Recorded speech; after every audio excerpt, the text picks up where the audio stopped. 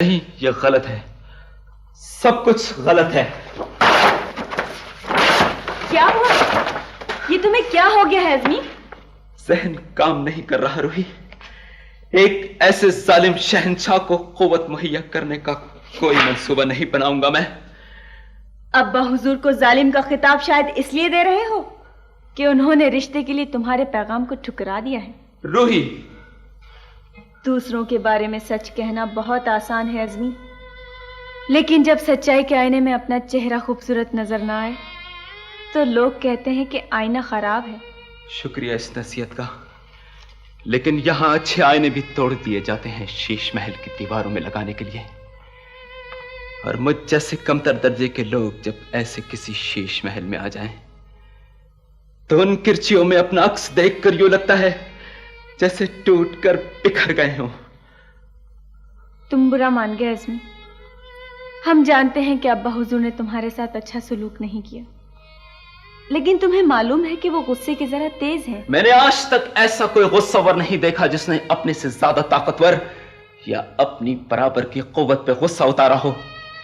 یہ سارا غصہ ہمیشہ کمزوروں کے حصے ہی میں کیوں آتا ہے؟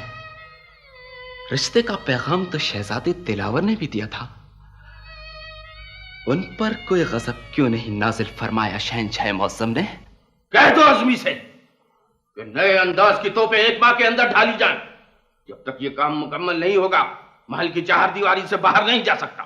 وہ شاید کچھ ناراض ہے دولہا بھائی حضور۔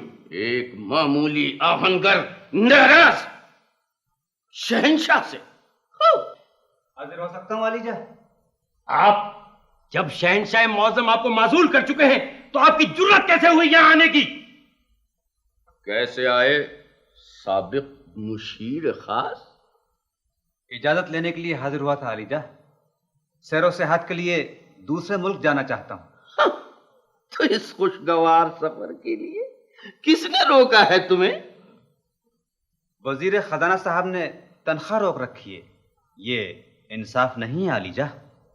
انصاف ہوگا، ضرور ہوگا۔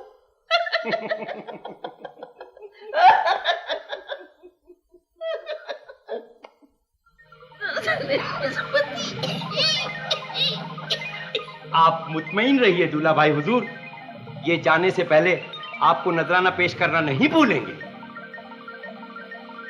تعمیر ارشاد ہوگی علیجہ۔ اور سنو،